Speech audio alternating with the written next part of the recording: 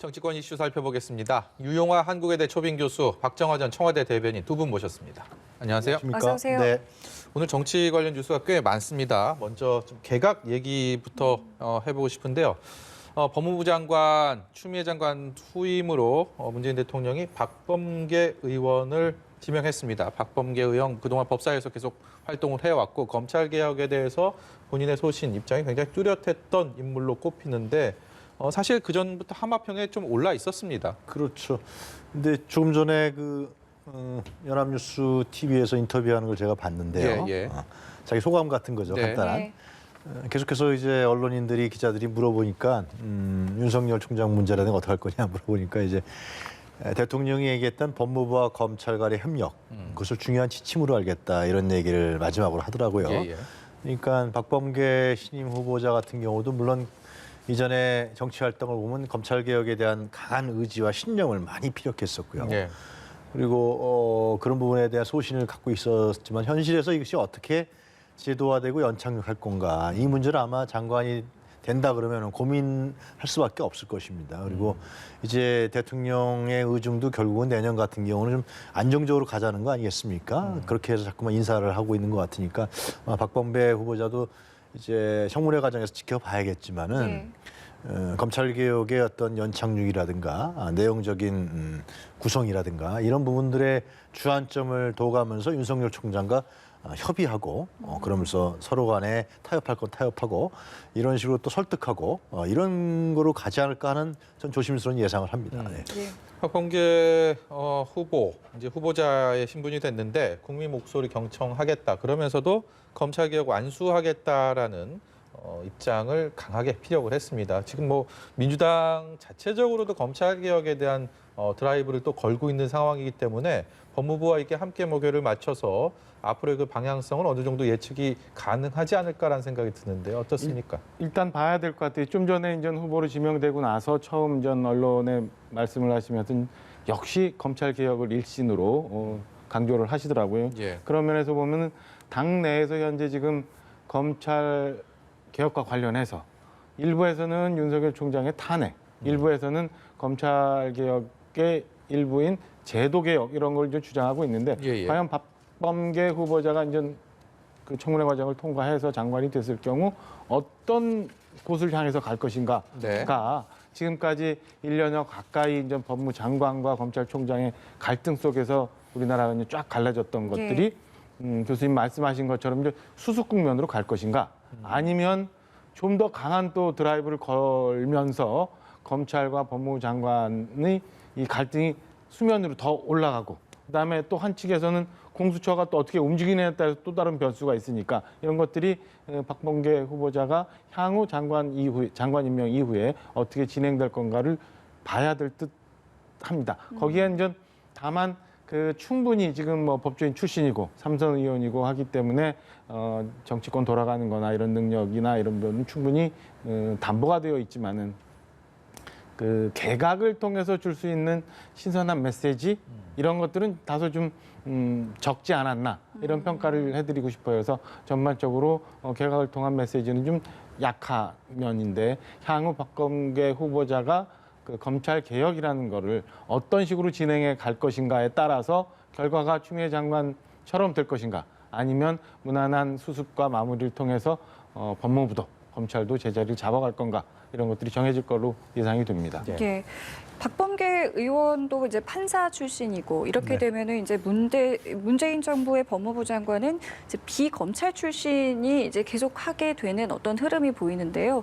이러한 것들은 또 어떤 것들을 의미한다고 보시는지? 박범계 신 후보자를 임명했을 때 대통령한테 두 가지 의미가 있다고 생각합니다. 첫 번째 의미는 아까 말씀드린 대로 어떻게 이제는 법무부를 설득하고 협력하면서 제도화시키고 검찰 개혁이 실질적으로 구체화되느냐.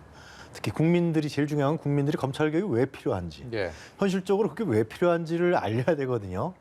이게 단순한 권력 싸움이 아니라 그런 점들을 이제 박범계 그 장관 후보자가 노련하고 그리고 설득력 있게 제시하는 측면이 필요하고요. 두 번째는 지금 이제 앵커께서 말씀하신 대로 이제 비검찰 출신이고요. 예. 그리고 검찰 개혁에 대한 소식이 강했고 그렇기 때문에 아마 윤석열 총장에 대한 견제 카드로서 상당히 기존 이제 검찰에 대한 기득권이 제대로 정리가 안 돼 있다고 여권에서 판단하고 있기 때문에 거기에 대한 견제 카드로서 또 강력한 부분으로서의 하나의 중요한 축으로 또 박범계 의원을 내정한 것이 아니냐 저는 그렇게 생각합니다. 예, 최근 몇 달 사이 우리 사회를 관통했던 갈등의 큰 축 중에 하나가 추미애 법무장관과 윤석열 검찰총장의 갈등 구도입니다. 이것이 사회 전체를 양분화하는 데 어느 정도의 또 큰 역할을 했다라고 이렇게 평가들이 많이 나오고 있는데 세상이 참 알 수 없는 게 이번에는 이제 박범계 법무장관 만약에 이제 인사청문회까지 다 통과가 돼서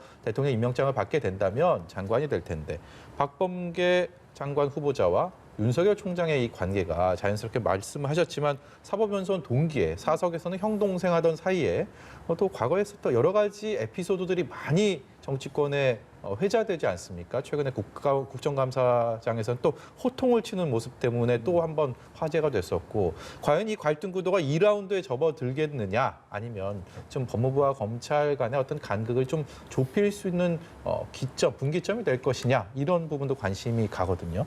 저는 법무장관 이번 그 개각을 통해서 박범계 의원에 대한 임명을 통해서 그 갈등 구도가 좀 좁혀지고 무난하게 새로운 다른 라운드로 가기를 기대합니다만은 네. 사실은 그 제가 예상컨대는 제2의 라운드로 가서 좀 더 갈등이 치열해지지 않을까라는 우려가 좀 들어요. 우선은 말씀 주신 것처럼 뭐 법사위원장도 하셨고 경험이 많지만은 검찰 개혁에 대한 소신이 굉장히 크고 그 검찰 개혁이라는 거는 누차 말씀드린 것처럼 국민이 바라보는 검찰 개혁과 여권에서 바라보는 검찰 개혁이 조금 다르기 때문에 여전히 그런 갈등 구도가 계속되지 않을까라는 생각이 들고요.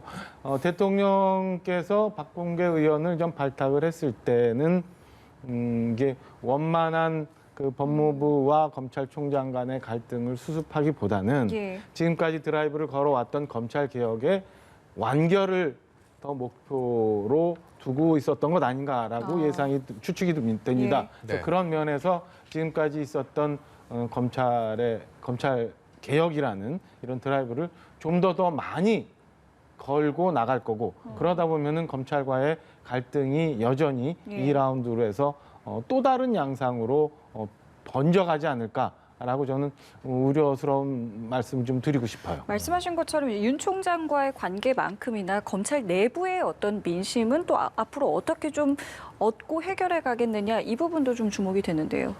그러니까 자칫 잘못하면 검찰 전체가 문재인 정부하고 완전히 대립각을 쓰는 이런 국면으로 갈 수도 있잖아요. 근데 저는 이번에 이제 추미애 장관과 윤석열 총장의 갈등 과정에 있어서 검찰 개혁을 추진해가는 과정에 있어서 개혁이라는 부분들이 개혁을 어떻게 추진해야 되는 것이고 개혁의 과정은 어떻게 돼야 되는 것이고 이런 부분에 대한 메시지를 현 여권에게 또 저는 적지 않게 던져줬다라는 생각이 듭니다. 그러니까 개혁을 할 때는 몰아붙인다기보다도 하나하나 충분히 설득과 그리고 국민적인 용인을 받아가면서 그것이 추진해 나가야만 성공할 수가 있다라는 측면이죠. 여태까지 다 모든 개혁이 다 그랬습니다. 그렇기 때문에 그런 과정들이 용의주도하고 면밀하고 세밀하게 이런 부분들이 추진되지 않는다면 역시 현 여권에서 얘기하는 기득권을 갖고 있는 무소불위의 검찰이 역공에 의해서도 다시 현 정권이 당할 수 있는 가능성과 우려가 있기 때문에 뭐 지금 민주당이라든가 아니면 박범계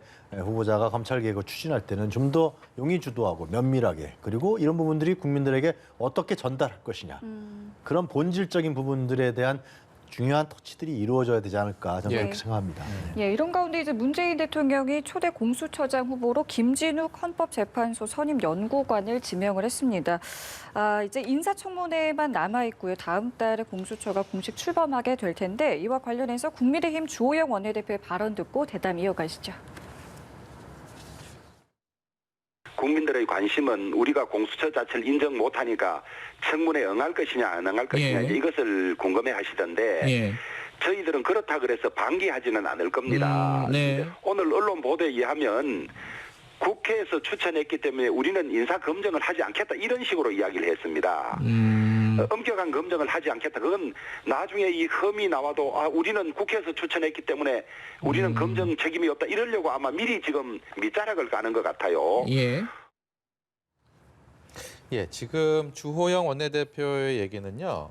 오늘 오전에 일단 2명의 후보자가 청와대에 추천된 되고 나서 결정이 나기 전 얘기입니다. 이때도 주호영 원내대표는 그 얘기를 하더라고요. 그러니까 김진욱 후보자가 아마 될 것이다. 그리고 거기에 대한 우려를 이미 표명을 했는데 결과적으로 문재인 대통령은 김진욱 후보자를 지명을 했고요.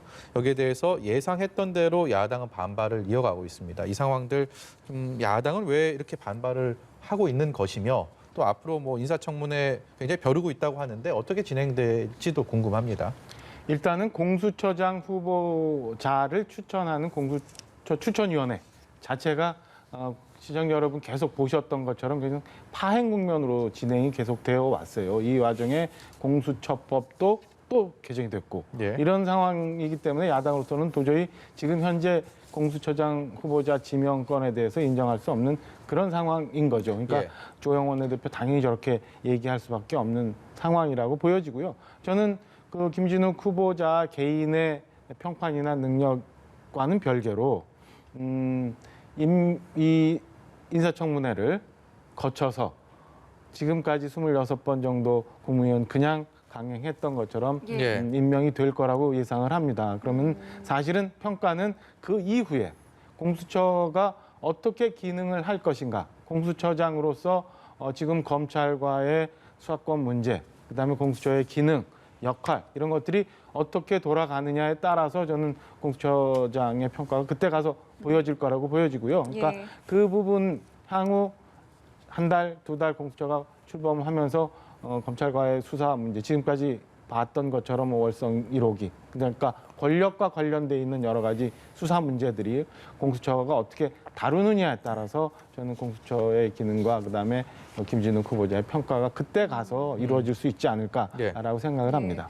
일단은 야당 동의 없이 청문회를 통과할 것이다라고 말씀을 해주셨는데 일단 청문회 과정부터 앞으로 어떻게 좀 진행이 될 거라고 보시는지요? 청문회는 열겠죠. 열면서 이제 김진욱 그 후보자에 대한 날쌘 공격과 비판이 있겠죠. 네. 근데 이제 경력을 저도 유심히 살펴봤는데 특별하게 뭐 정치라든가 정파 관련은 없는 것 같아요. 특히 대한변협에서 추천한 분이고요. 그렇기 때문에 물론 국회 인사청문회 과정에서 얘기가 나오겠지만은 저는 야당이 이런 생각을 갖는 것 같아요. 그러니까 참 정치적이고 정략적인 판단을 아마 정치인들은 할 수밖에 없지만은 예. 현재의 검찰이 윤석열 총장 하에 있기 때문에 이 현재의 검찰은 사실상 정치적으로 봤을 때는 여권 편이 아니거든요. 예. 정부 편이 아니에요. 정치적으로 해석하면요.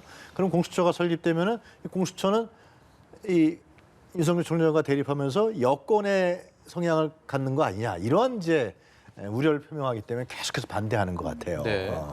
근데 실제로 공수처라는 것은 그 설립 취지는 현재 살아있는 권력, 현 권력에 대한 견제적 장치로서 만들어져 있는 거거든요. 네. 대통령부터 해서 다 수사할 수 있는 거 아닙니까? 뭐 가족부터 해서 친척까지 다.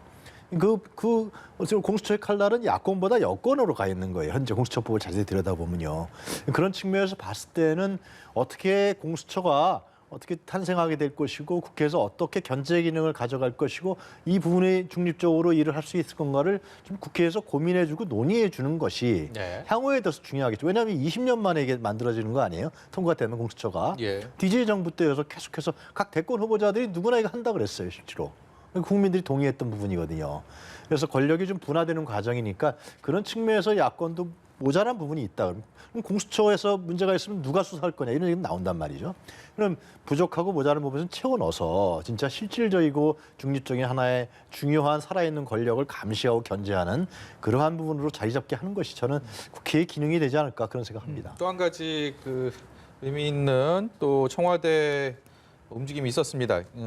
참모진 중에서 노영민 비서실장이랑 김상조 정책실장 그리고 김종호 민정수석이 사의를 표명했다. 청와대 참모진도 또 개편이 되는 것 아니냐 이런 관측들 나오고 있는 상황인데 문재인 대통령은 좀 설 연휴, 신정 연휴 좀 지내면서 좀 고민을 하겠다라는 뜻을 비춘 것으로 알려졌는데 역시 청와대 참모진 개편 뭐 이런 것들도 어떤 국면 전환 이런 쪽에 좀 뜻이 있다 아니면 정책 선회 이런 쪽으로도 좀 봐야 되는지 좀 궁금합니다.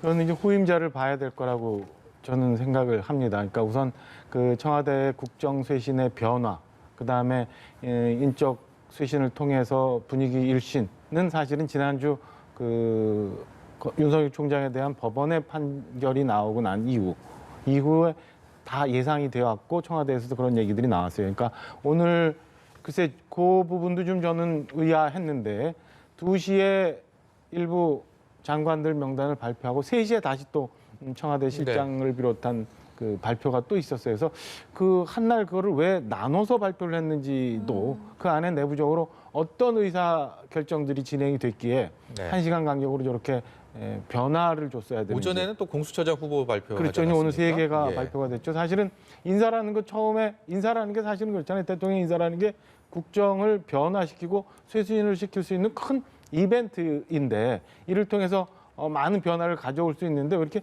찔끔찔끔 발표를 했었을까라는 생각이 과연 청와대 내부적으로는 어떤 의사결정 구조를 거쳐왔길래 저랬을까라는 의문이 좀 우선 하나 들고요. 두 번째는 비서실장, 정책실장, 그 민정수석에 대해서 이제 사의표명이 발표가 됐는데 내부적으로는 제가 볼 때는 이렇게 사의표명이 되면 사의표명을 발표를 하면 대통령께서는 뭐 연휴를 지나면서 고민을 하시겠다고는 했습니다만은 아마 후임자들에 대한 윤곽이 대충 청와대 내부적으로는 잡혀 있지 않았나.